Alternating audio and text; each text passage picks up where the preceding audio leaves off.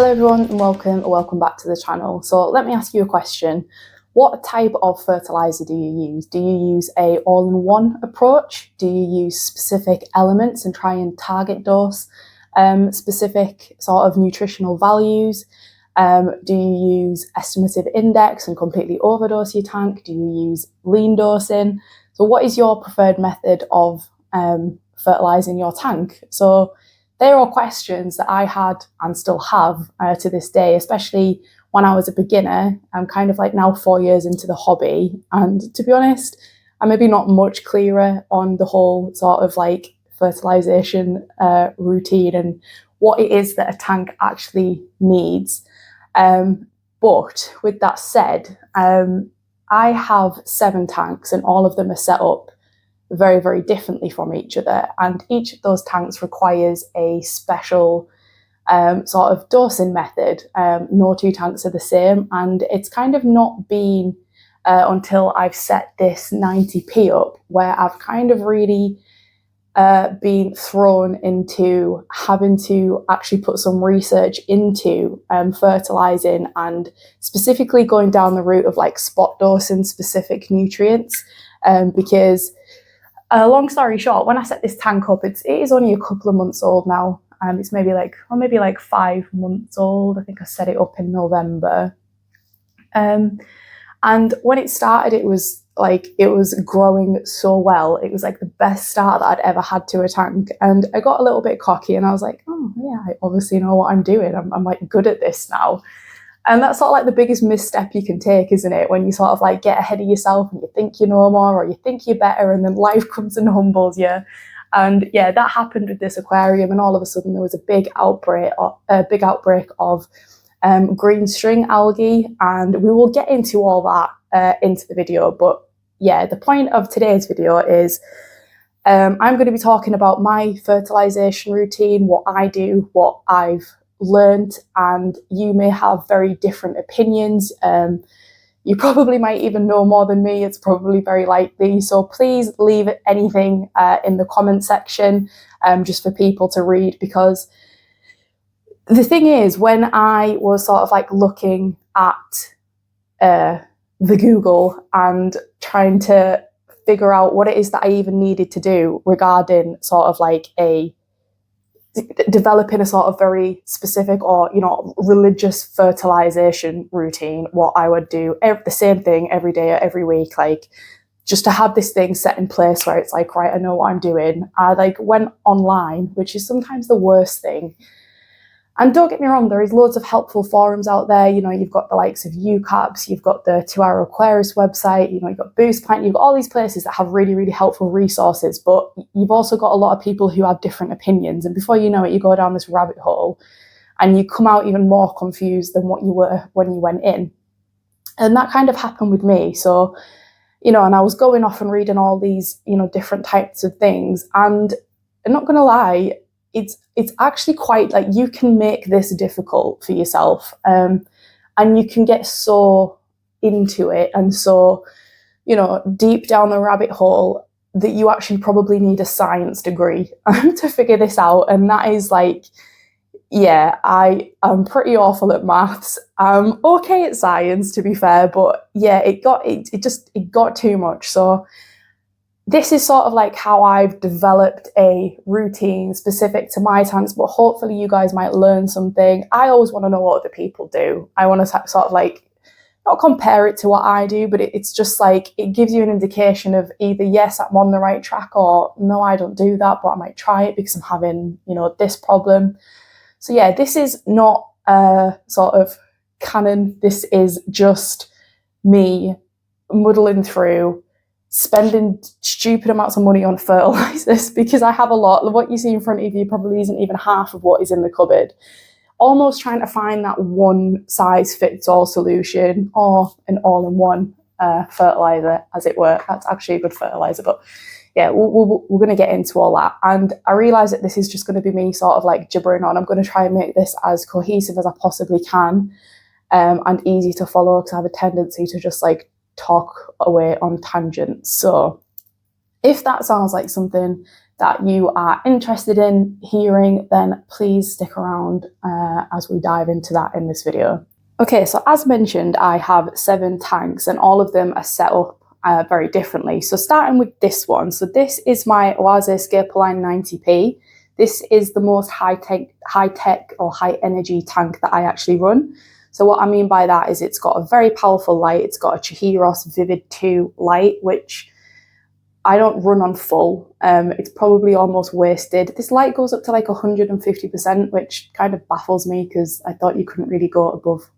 I thought 100% was like the whole thing. So why is 150% not just the 100% mark? I don't know. Anyway, so yeah, it runs a very high lighting system. We also have, I mean, I don't know if a surface skimmer classes as like high energy, but it also runs that. And then inside we've got an Aquascaping Biomaster 600 with inline CO2, and we've also got the CO2 hooked up to a solenoid and bubble counter. So yeah, that is probably the most high-tech tank that I have. It could be made more high-tech with things like auto dosing and things like that. But for now, this is sort of like my, the high energy tank. Then we'll move over to these two. There's a chair in the middle of the room so it doesn't block the camera when we're in front of that tank.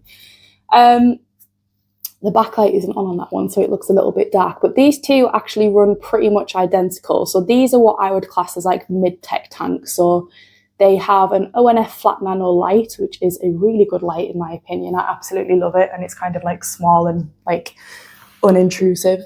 And then in the cabinet, the messy cabinet, we have a Aquascaping Filter Smart 100.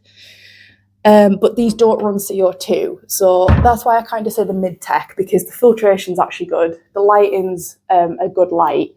And the substrate system is like pretty effective. It's pretty much just tropical soil in the one on the left with a layer of ADA power sand underneath, whereas this one is just tropical soil. But other than that, they are pretty much the same, and they both like run the same in the sense that the requirements or what they seem to need seems to be the same, probably because they've got very similar plants in as well, and probably similar stocking levels. So them two seem to be, touch wood, my most trouble-free tanks, and it's interesting that they don't run CO2. So yeah, we'll run into that after. And then moving to this side of the room, this is a relatively new setup. Again, it hasn't got the backlight on, so it actually looks pretty dark. This again, it's set up just like the mid-techs. It's the same light, the same filter, but I do actually have CO2 running on this. It doesn't actually need it, but if anyone saw a video of the previous skip of this tank just before I was about to take it down, it had a cladophora infestation, and one of the last things that I wanted to try was to see if CO2 helped reduce it. And if you're wondering if it did, it didn't. So yeah, we did a complete strip down, completely sanitized everything, including the filter. So it's kind of like a start from scratch tank. But yeah, so that's kind of high tech, I guess, but the light isn't particularly powerful. Then we have something that's a little bit lower tech than the other two. This is just the cube, which is eventually going to get rescaped because this also has clado. This is the one that actually infested that tank, I believe, just free using shed cleaning products. So now everything has a separate sponge. But this tank, same light, only we just use a little internal filter, which probably doesn't really do much. Probably don't even need one. But yeah, it's also worth noting that on this one, the light actually runs on the lowest setting. It's like 25%, whereas the other three also run on 100%. And then the last two tanks, we just need to go through to another room for this. So then next up we have these two tanks. Now the lighting's a bit off in here, so I apologise, but this is a Wallstad tank. So this literally just runs a light, and the substrate system is garden soil, and it's actually home to some shrimp. There is a video on that, so I will link it if you want to see that build. And then there is this one, which is literally, again, just runs a light. The filtration is actually like hydroponic, so we're growing sort of monstera out the back. This is in need of a water change. It's not looking great, to be honest. I very rarely water change this tank. It's so stable, which again, crazy because it doesn't have an actual filter. It doesn't really use much soil either. And this is home to some killifish, and it's obviously got some immersed growth at the top. So that is the 7 tanks. Obviously, these are the sort of most lowest tech tanks or low energy tanks that I have. Excuse you, chicken. That's chicken. So yeah, obviously there is a lot of different tanks, a lot of different style setups, all with sort of different technology and sort of required energy, if that makes sense. And so all of them seem to require, or most of them seem to require, a different or non-existent dosing routine. And so yeah, we're going to kind of go into that and talk about the specific needs of each one, and then we'll talk about it in a more sort of broad and general term. So with this tank, when I first started, when I first kind of plant a tank, I generally don't fertilise it for the first few weeks. Some people, however, will. I don't think there's a right or wrong way about that, but I suppose it makes sense to do so because the root structures of the plants aren't really established. So they're probably going to be more likely to be taking up nutrients through their leaves as opposed to the roots.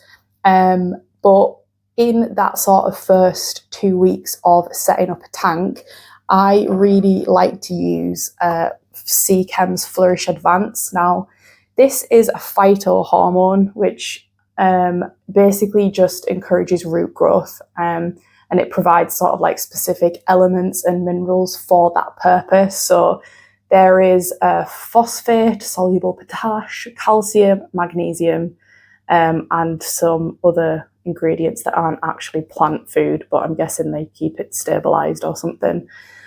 So that is what I use in the first 10 days. So it is technically like a fertiliser, but it's for a very specific purpose. And honestly, I rate this so much. I'm not sponsored or paid to say this. I buy all this with my own money. This is fantastic and it really does help. You really will see a difference. And I think it stops a lot of plant melt as well, especially things like crips. Even things like I've had it recently, Cyprus helferi or Cyprus helferi, I don't know how you say it, but that long grassy one, like I've had that be very prone to melt before, and it really helps. It won't help with things like Anubias root rot. That is what seems to be quite a prominent disease amongst Anubias, especially in the hobby where they're obviously grown in like close proximity of other Anubias, and I think if one gets it, it can spread to another. So it can be quite devastating, and it can be a very expensive problem in your tank. So yeah, first sort of 10 days to 2 weeks, I will use Seachem Advance. So I was using that with this tank, and everything was going swimmingly. It was all good. And a few months in, I started to get a really, really bad case of green string algae. There was also some staghorn and there was some BBA. But I figured out what was causing the BBA, and that was a CO2 issue. I won't go into that in this video. There is another video which I'll leave linked. But the problem that I was really having was green string algae, and it was like so bad. And I was just like, Jesus, what the hell's causing this? Like, I've never had it this bad before. So at first I was like, right, I'll lower the light, and that did help a little bit. My go-to thing is usually check the lighting. That's the easiest thing to change for starters, and it's the easiest thing to monitor. So I lowered the lighting for about a week, and it didn't disappear. So I was like, right, this is definitely something else. So that's when I like went online and I was reading all this stuff. And that's where I kind of went down the rabbit hole and got really confused. And one of the things that I kept seeing was like dose nitrogen. But then you had other people being like, no, don't do that. That's not what causes it and all this. So I was just a bit like, But when I did a water test on my tank, the nitrate was 0. So nitrate is a compound of nitrogen. But when you dose the nitrogen in its purest form, it's like stronger than nitrate, I think. So then dosing is a whole other ball game in itself. So I was like, right, I'm going to try this. I'm going to try dosing nitrogen. But what I actually first tried was ADA's nitrogen, because the instructions were just really easy. It's just 1 ml of like 1 pump per 20 litres of water. And I was like, right, that's maths that I can do. So I started dosing that, and literally within 3 days, almost overnight, it was nearly gone. So I was like, okay, that is obviously what this tank needs. Prior to that, I'd obviously gone from not dosing at all to dosing an all-in-one fertiliser. Now, I have quite a few all-in-one variations. So we've got the 2-hour Aquarist, we've got some Tropica, we've got some microbe lift, we've got an Oase one. So I've tried quite a few. I do rate this one, and I do really like Tropicas as well, but I think they're all similar. But it turned out that I actually needed a bit more from the fertiliser, the all-in-one, than what I realised, and I actually needed some extra nitrogen. Now, that was a little bit crazy to me, because this tank has a very, very rich substrate layer, and it's got a load of ADA power sand, it's got some lava rock that's kind of infused with some sort of elements, and then it's got a big thick layer of Tropica soil, and it's quite heavily stocked as well. So the fact that the nitrates were just low, and I measured them for like a week just to be sure, and the fact that the nitrates were just low was a bit crazy, but it is very heavily planted with stems. Even the carpet implants that I chose are actually very fast growing. So it obviously depleted the tank pretty quickly. And yeah, as it turned out, it needed a little bit more nitrogen. Another thing that I do also like to do, because I think a plant feeding from its roots is probably more beneficial, I also like to add root tabs. So I also used some root tabs in there along with the nitrogen, and within a week it's gone. So green string, I mean, I say gone, I'm not going to say it's completely gone. I'm sure there is some small amounts of it. However, yeah, it's completely cleared up, and the plant growth now is like insane. The stems, especially on the rotala, they'd gone quite thin and quite brittle, and extremely leggy, which happens anyway. But now the stems were like thick again. They looked really healthy. The leaves looked really healthy. So in this tank, it turned out that nitrogen was sort of like the limiting growth factor. That was the thing that's missing. But the other thing that I kind of read about as well was that when you dose nitrogen, or when the plant is taking up nitrogen, it also needs potassium. So when you're using potassium and nitrogen in conjunction with each other, you're going to basically get the best plant growth, I guess, or at least that's how I understood it. So alongside dosing nitrogen, I was also dosing the potassium as well. And I think potassium, out of your three sort of macros, so your nitrogen, your phosphate, and your potassium, I would maybe argue that that's the hardest one to sort of like overdo and cause issues. Don't get me wrong, you still could end up with algae issues. But I had no way of measuring the potassium. I don't have a test kit for that. I have a test kit for most things, but not potassium. So I just kind of took a lucky guess and just thought, right, I'll dose that alongside it. And I just followed the instructions on the back of the bottle, which is like a capful per 125 litres of water. So it's like 1.5 capfuls. So I ended up dosing these side by side, and then I ran out of this. And because this is like just sad, isn't it? Because I really like the ADA bottles, it just filled up the ADA bottle with the Seachem nitrogen. So that's not actually ADA nitrogen anymore. Anyone who knows this will know that it's actually blue, not green. So that's nerdy, but you might have realised. But then came a different issue, because Seachem's sort of dosing instructions, they have 3. They've got like a beginner and an expert, or a specific dosing thing. And honestly, reading them, like I was like, I'm definitely in the beginner category here, because it's wild and I don't understand it, and it requires a lot of math. But skip this bit if you want. But if you are interested on how Seachem suggest, they say a beginner dose is 2.5 mil, so half a cap per 160 litres twice a week, in response to a nitrogen deficiency. We're going to talk about deficiencies a little bit later. And I was like, yep, that's me. That's pretty much all I'm capable of doing. However, the expert dose states that the beginner dose raises nitrogen by the same amount that 1 milligram a litre of nitrate would. Like, already I'm lost. This dose is sufficient to provide approximately 4 grams of growth, dry, brackets, or about 20 grams, hydrated, in brackets, over a 1 month period, assuming all other necessary nutrients are provided. For increased growth, use proportionately more. I had to read that like 20 times and it still didn't stick in my head. Now, I'm not great at math, probably not great at English, to be fair. But already I'm lost, so I was like, right, yeah, I'm just going to stick with the beginner dose. And even though it's different, I think, from a sort of, I don't know the word. I'm just going to make up a different word. Even though they're probably different in sort of like consistency and strength, like the analysis of what is in each, I just do 2 pumps of this. So each pump is 1 mil. Sorry, I do 3 pumps of this. So I'm adding 3 mil twice a week of nitrogen to this tank. And you might think, well, isn't that harmful for the fish? Again, conflicting reports on everything. To be honest, I would never go up to, if I did a water test and it read like 20 or 30, which people argue that is fine for a planted tank.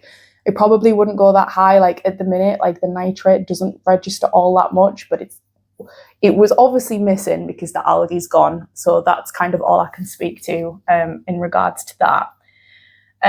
With that said, I still do, every time I do a water change, add the APT complete all in one. And then, as I say, I just boost a little extra nitrogen and potassium.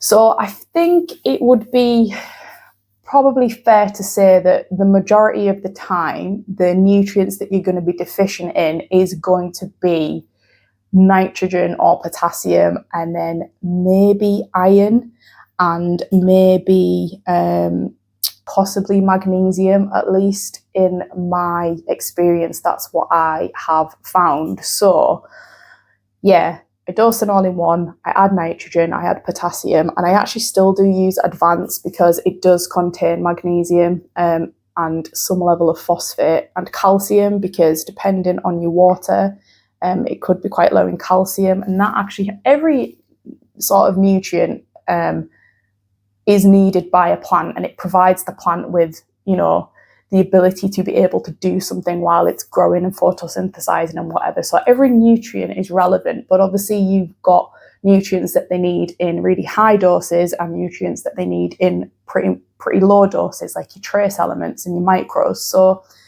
they are going to deplete the ones that they need the most, the fastest, the ones that they use the most of. So that's why I would probably argue that you're probably going to notice them depleting those faster than any trace element nutrients, which if you're dosing an all-in-one, it's probably enough to give them that anyway. But if you wanted to, you could just buy a bottle of trace and dose that 2 days a week, and then an all-in-one, whatever it says on the bottle. I do find it easier if you stick with a brand that work together. Now, Seachem are fantastic for that. It will tell you sort of when to dose, what days to dose, if to do it on alternate days.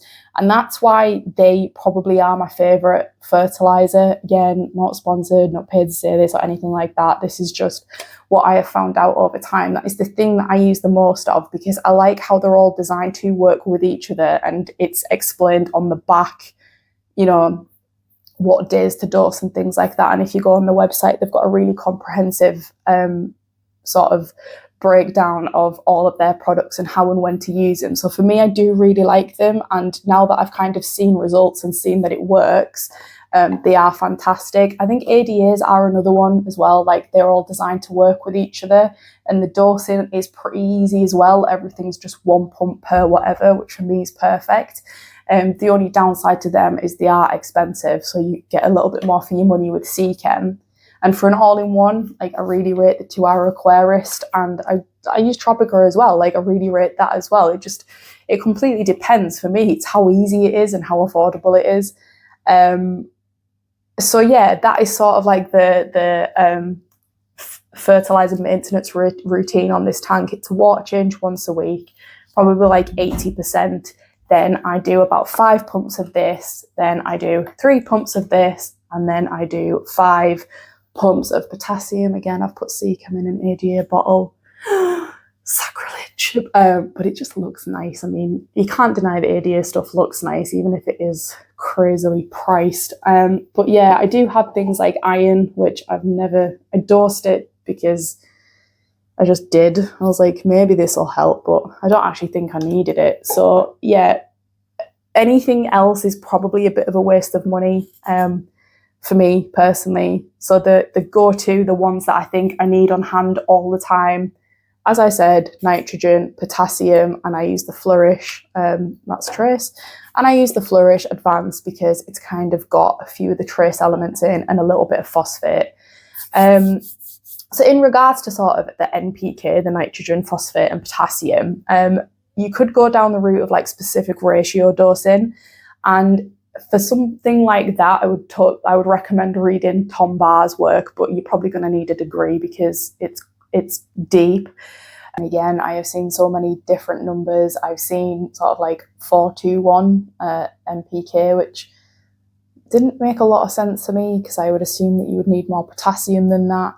But I think ultimately, what it does come down to is people can say you need this, and this, but no 2 tanks are the same. Every tank is unique. Every parameter is different. Every, substrate system is going to be different. Every pH is going to be different. And, every plant choice is going to be different. There's going to be plants that take up more of one nutrient than another. These are all things that make tanks extremely unique, and why there is never going to be a one-size-fits-all solution, or although there is going to be something that's close and there's going to be something that's kind of like a guideline to follow, and then you sort of adapt it and sort of make it your own, like what I've done by using an all-in-one but bumping it with some nitrogen. And I think that is just something that does come with time and being able to look at your plant, look at your tank, understand your plants, understand what they're missing in regards to nutrients and deficiencies and things like that. And there are signs that you can look out for different deficiencies, and there's some quite easy to follow like things online, which are like overlay now, for example. So it gives you sort of like a bit of an idea of what to look for to see what your plant is missing, and then you can say, right, well, I'm going to add this to combat that. So some tanks will just run absolutely fine with an all-in-one fertilizer, and they might not need anything else. And as I've discovered, some planted tanks need something a little bit more targeted and a little bit more specific. And that was made apparent by the fact that I got algae. So algae can be an indicator that either something's out of balance or something's missing, or you've got too much light. So you just sort of like look at these things and go, right, well, this means something. And generally when we get algae, we think, oh, it has too much. There is too much nutrients in the water. There's too much light. And actually, sometimes you've got to look at it and think, well, actually, what's missing? Because at the end of the day, what you're trying to achieve is a balance and a system, or an environment where algae isn't going to win. Or it's one of them things like George Farmer, for example. And this is no shade. I'm friends with George. It's not. It's not a thing saying you're wrong. I wouldn't dare. But he often explains it as like a battle between plants and algae. And whilst it is, if it was an actual battle, algae would probably always win, because algae is far more adapted to grow in every condition and every environment, and it grows a lot faster. So what you're actually trying to achieve, I think, is a balance and a harmony within the aquarium, which is hard to do, especially, I think, the more high tech that you go, because everything's so much faster and things are getting used so much faster. So that kind of leads me on to my sort of mid-tech tanks. So these 2 tanks, as I mentioned, they're both what I would consider a mid-tech tank. And use really sort of low energy plants. They don't require too much in the way of nutrition, and actually a lot of them are predominantly epiphyte plants. So That's obviously always going to be something to consider. If you're using a lot of epiphytes, they aren't going to be taking up a lot of nutrients, so you're not going to need to go crazy on the sort of like dosing regime. But with these tanks, the rest from here on out is going to be extremely simple. So these 2 tanks here, they get a water change every week of like sort of anywhere between 50 and 80%. And all I do is just pump in some APT to our aquarist. It's the complete one. And they just get a pump of that each. And if I've given it a trim, that one, honestly, it's 2 years old and I've never trimmed anything in it, like, which is awesome because I love not having to do maintenance. And this one, every now and again, I just grab a handful of I think it's Liliopsis New Zealandii or something. I might just have to sort of like grab a little handful of that and pull it out. And somehow it's got moss in it, which I never put in there. And it's also got, I don't know what it's called. I think it's known as like subswasatang or something, which I'm probably not saying that properly. I never put that in that tank, so I have no idea how it's got in there. It's not a plant I've ever had. I can only assume it's kind of come in on something, but now that just completely takes over. Oh, it's probably really helping the water quality. But yeah, with that said, it is a very, very basic, simple maintenance routine. These tanks don't use CO2. They have really, really like undemanding plants, and therefore it's not asking much in the way of fertilisation. And that is my preferred method of aquascaping, to be honest, because it's just easy and it's not daunting and it doesn't overcomplicate anything. Don't get me wrong, love having a high-tech tank. I love the sort of like possibilities and things like that that come with having a high-tech tank and the type of plants that you can grow and like how fast and like thick and bushy and vibrant everything is. But it's very fast-paced, it's demanding, it's like really hands-on, and it feels like you don't always get the chance to sit back and relax and just enjoy it for that long before you're having to do something with it. Whereas these, you know, everything's just really slow and there's no like effort. And it's just a lot more peaceful, and that is definitely more my vibe. So yeah, very, very easy tanks, and we'll go over to the other corner of the room now because they are pretty much similar. So yeah, let's go.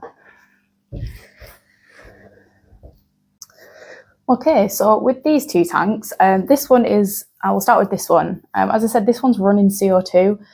I think I plan to take that off. I don't think it's actually really required in this tank, but as I mentioned, it was just on the other setup, so I just left it on. But as this is a new setup, I am dosing the Seachem Flourish Advanced, that's the phytohormone, just to help with the roots. I still, even though they recommend for the first 10 days, I still sort of do it, even for the first couple of months, and after every water change in every tank. I forgot to mention that, because I just think it's great. And yeah, this gets water changed again once a week, about 80%. I dose again APT, the 2-hour aquarist, complete, all-in-one, whatever it's called, along with the Flourish Advance. But I've only just started doing that now, so I think this tank's about a month old. So yeah, from sort of like the month mark, that's when I've started doing it, because it is running CO2. It is going to be growing faster, plants are going to be growing faster, and therefore they are going to be demanding a little bit more. So I've started dosing that one a little bit earlier than what I would like a low-tech aquarium. And so far, so good. The Cyprus hellferi, I don't know what it's called, Cyprus hellferi, that's how it looks. It's probably a plant that's too big for this tank. It's growing mad. It's absolutely wild, but I'm kind of liking it. It's kind of the look that I was going for. A little bit unkept. I'm kind of really liking that style at the minute as opposed to the sort of neatly pruned type look, shall we say. And then this tank is, I love it and I hate it. I love it in the sense that like I like the design in the cube, and it's looked better than this in the past. This is just a little bit neglected. Don't get me wrong, it gets its water change all the time, but it's just struggling out. Well, I'd say struggling. It's beat. It's not even struggling. It's just dead. It's got cladophora, which is just ruining it for me. Not going to go into it. There's a few videos on my channel about this now. So I don't dose this one at all. This gets nothing. This simply just gets a water change. The plants are probably 80% epiphytes. This whole middle section is just all Anubias and Bucephalandra. The back is Crypts, which again, they're more root feeders. And there is aqua soil in there, don't get me wrong, but they're not very demanding. And at the sides is just some Blixa japonica, which is doing okay, but it's very stunted in its growth. It's very small.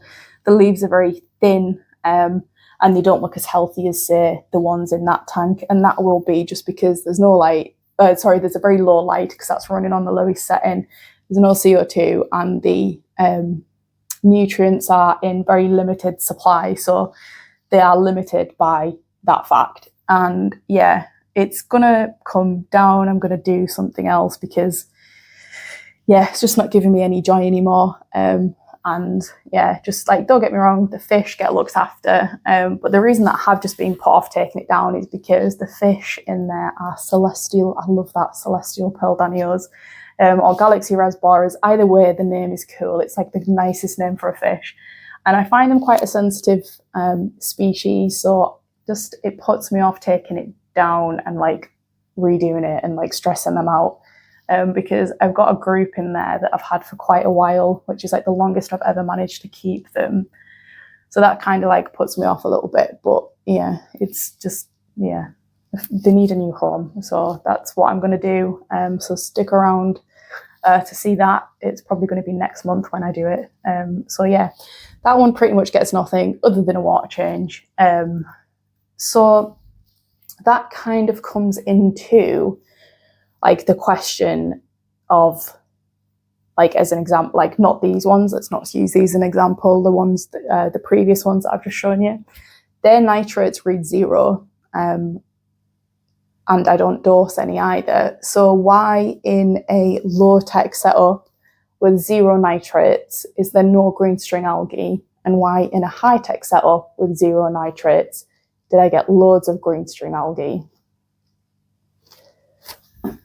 Why? I actually don't know the answer to that question, and I'm like, this is the crazy thing about like aquascaping and aquariums, isn't it? Like you think it makes sense, and then like you just get something like that, and you're like, okay, well, why is that then? And I like thought about it, and it has to.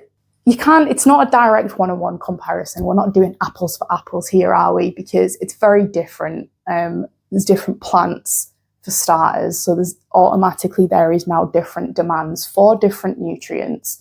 And you know, there's CO2, which is, it's like, you know, it's, you're just putting them on crack, aren't you? They're just going to go crazy and they're going to demand a lot more,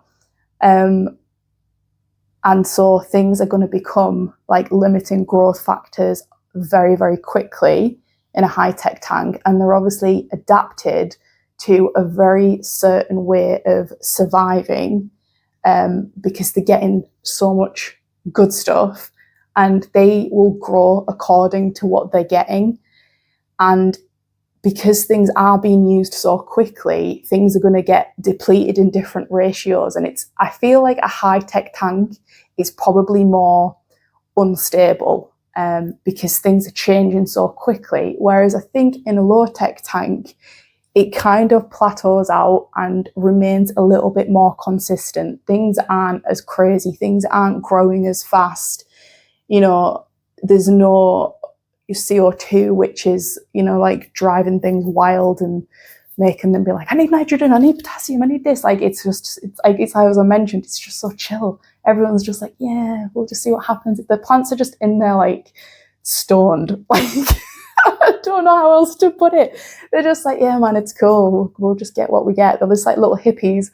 This is a really weird analogy that I'm going down. Like, I've just compared it to drugs, and I don't know why. I don't take drugs, guys. And this isn't I'm pushing drugs, but yeah, you've got some like high-end wild party style tank, and then you've got this really chilled, you know, hippie tank, and I'm vibe more with that.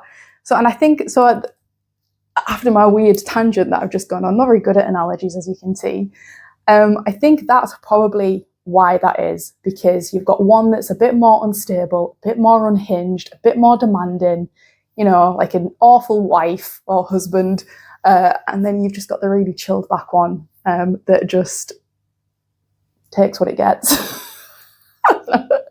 No, that just doesn't demand anything. It's happy for what it's got, and they're growing in a more stable environment that doesn't change all that much. And I think that is why that is, but I might be wrong. So please, if you have any suggestions on why that is, or you know why that is, please leave a comment, because that's kind of what I kind of came to.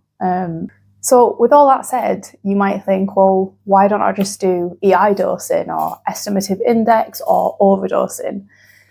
Because theoretically, I guess the idea is that there is going to be no limiting growth factor. The plants have access to every nutrient possible, and they can take exactly what they need, rather than you sort of dictating what goes in, and they kind of have to make do with what is available to them.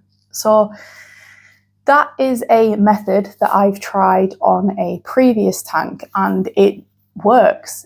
You know, there was kind of no issues with it. There was the odd algae issue, specifically BBA, and some staghorn, which I think tends to happen when you change your fertilisation routine.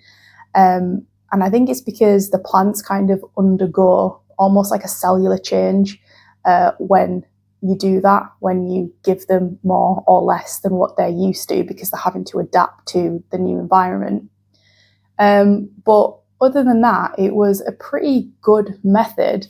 But I guess the downside to it is, like, this stuff isn't cheap. So, like, I feel like this seems to be my preferred go-to at the minute. And that's not to say that the other ones are bad, because it's usually between this or Tropica. It's just I thought I'd give this a try. But this stuff isn't cheap.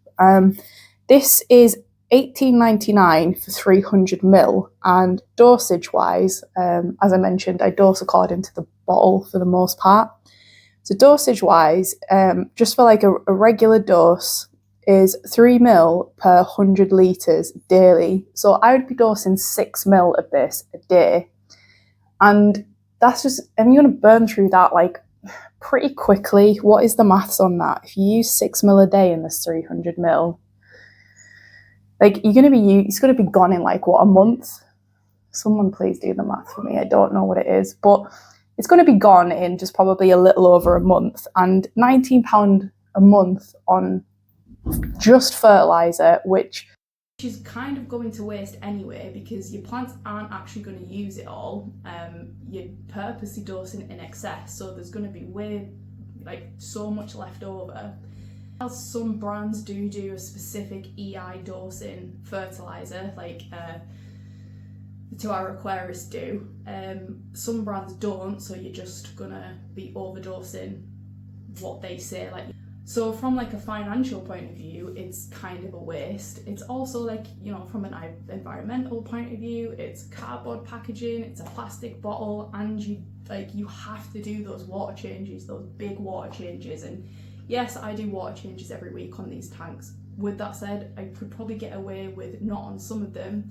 Sometimes I only do like 40% on these. I don't always do 80% on the big one, but I mostly do.